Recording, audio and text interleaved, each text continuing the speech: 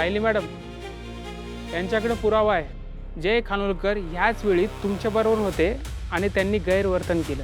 याचा काही तुमच्याकडे पुरावा आहे का? कारण हे सर्व जर कोर्टात गेलं तर काय होईल हे कळतंय ना तुम्हाला?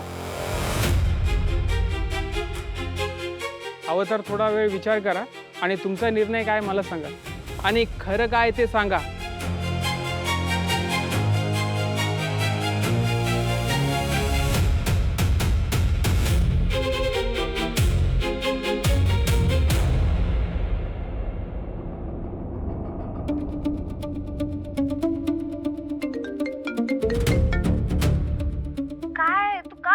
फोन करतेस मला? काय प्रॉब्लेम आहे तुझा? अगं सॅम ऐक ना.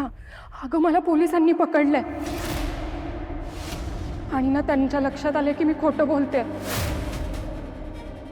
अगं त्यांच्याकडे पुरावे आहेत तसे. आता मी काय करू यार सॅम? मला ते अटक करणार.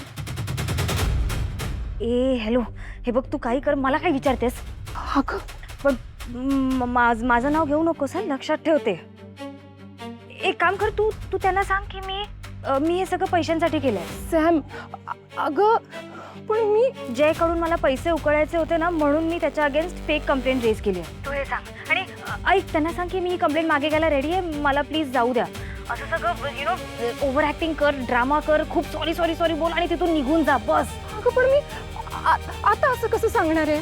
हे तू पैशासाठीच केलं नाही सगळं, मग तुला काय फरक पडतोय?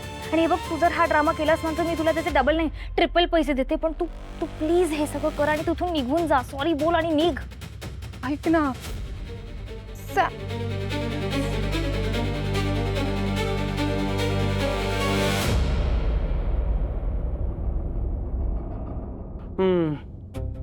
बोला सायली मॅडम, तुमच्याकडे काही पुरावा आहे का? कुणी साक्षीदार आहे का?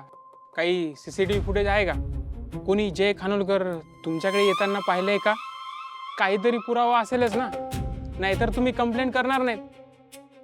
साहेब मला माफ करा, मी सगळं खोटं सांगितलं. मी खोटी कंप्लेंट केली आहे साहेब. मला ना पैशांची खूप गरज होती आणि पैसे उकळण्यासाठी मी हे सगळं केलंय.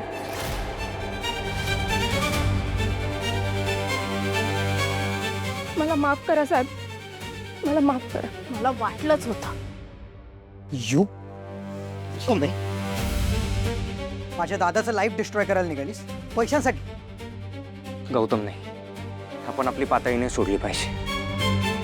आणि काय ग सायली, तुला हायर करताना म्हणाली होतीस की कंपनीशी प्रामाणिक राहील, मग हे काय? मी माझी केस परत घ्यायला तयार आहे. प्लीज प्लीज मला माफ करा, प्लीज. मी रिक्वेस्ट करते. मी सगळं पैशांसाठी केलंय फक्त. मी तुला बोलली होती ना मी जयला ह्यातून बाहेर काढणार. हे बघ सायली, हा जो काही प्रकार झालाय ना त्यासाठी तुला माफीनामा साईन करावा लागेल. जाते मॅडमकडे आणि साईन कर. हो, थँक्यू. वन्स अगेन सॉरी आकाश sir, Gautam sir, Sharvari.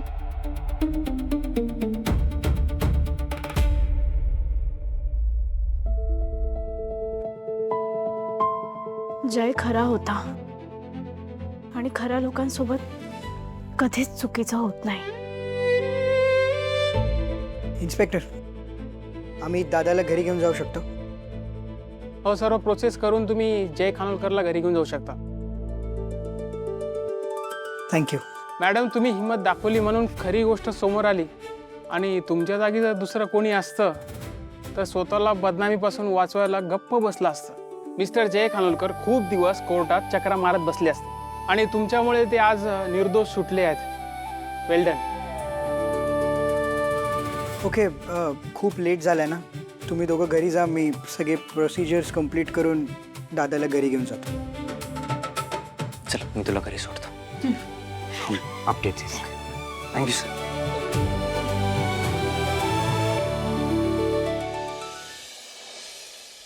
Ma'am ऐका ना, तुम्ही अशा किती वेळ एरझऱ्या घालाल? हां, तुमचे पाय दुखतील. मॅडम रूममध्ये चला ना, थोडा वेळ पडा, आराम करा, तुम्हाला बरं वाटेल. मॅम अहो तुमची पाठ दुखेल. मॅम ऐका ना. गप्प बस ग जरा, तुला झोपायचं असेल तर झोप तू.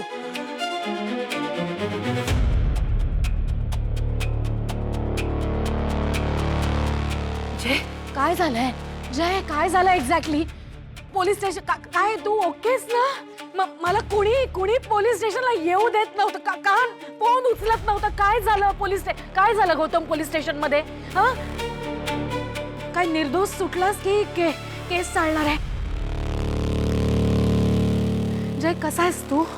काय झालं बोल ना. तेजू, आता नको तेजू.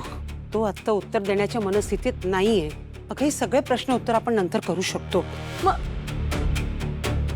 जय, बाळा तू आज जाऊन आराम कर जा. गौतम काय झालं पोलीस स्टेशन मध्ये? सांग. कुणी का बोलत नाही? असं काय आहे हा? पोलीस स्टेशन पासून घरापर्यंत एक शब्द बोलला नाही. मला विचारायला पण भीती वाटत होती. आई त्याला थोडा वेळ रेस्ट करू दे प्लीज. मला एक कळतंय आता त्याला हे सगळं विचारायला नकोय, पण मला त्रास होतोय रे. काळजी वाटते ना. आय कॅन अंडरस्टँड आई, पण त्याला या सगळ्यातनं बाहेर यायला थोडा वेळ दे. Let him take his time. सुखरूप घरी परत आला हेच महत्वाचं नाहीये का माझ्यासाठी? तू होता